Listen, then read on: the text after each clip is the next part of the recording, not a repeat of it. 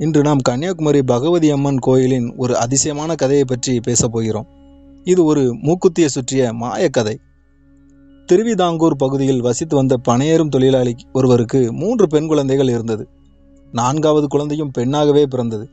இனி பெண் குழந்தைகள் பிறந்தால் உயிரை மாய்த்து கொள்ள வேண்டும் என்று சபதம் செய்தார். அடுத்ததும் பெண்ணாகவே பிறக்க உயிரை விட முடிவெடுத்தார். அருகில் இருந்த பாம்பு புற்றுக்குள் தனது கைகளை விட்டார். உள்ளே பாம்புகள் இருந்தால் தன்னை கடிக்கட்டும் என்பது அவரது எண்ணம். ஆனால் அவர் உள்ளே கைவிட்டதும் சூடாக அவர் கைகளுக்கு ஏதோ தென்பட்டது. அது என்னவென்று வெளியே எடுத்து பார்த்தவருக்கு மிகப்பெரிய ஆச்சரியம். அவருக்கு பாம்பு புற்றுக்குள் இருந்து ஒளி பொருந்திய மாணிக்கக்கல் கிடைத்தது. அதை மன்னரிடம் எடுத்து சென்று கொடுத்தார்.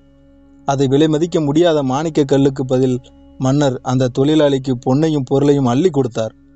அன்று இரவு மன்னரின் கனவில் ஒரு சிறுமி தோன்றி, அந்த மாணிக்க கல்லில் எனக்கு ஒரு மூக்குத்தி செய்து போடு என்று கேட்டார்.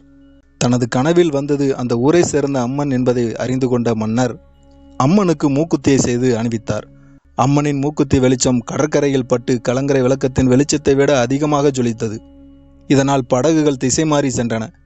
அவ்வளவு ஒளிபெருந்திய மூக்குத்தியை உடைய அம்மன் தான் கன்னியாகுமரி பகவதி அம்மன் ஆவார். எனவே ஆலயத்தின் கிழக்கு வாசல் அடைக்கப்பட்டு தெற்கு வாசல் வழியாக அம்மனை தரிசிக்கும் முறை வழக்கத்திற்கு வந்தது. நண்பர்களே, இந்த தகவல் உங்களுக்கு பிடித்திருந்தால் லைக் செய்துவிட்டு இந்த கோயிலுக்கு சென்றவர்கள் கமெண்டில் பதிவிடுங்கள். நன்றி, வணக்கம்.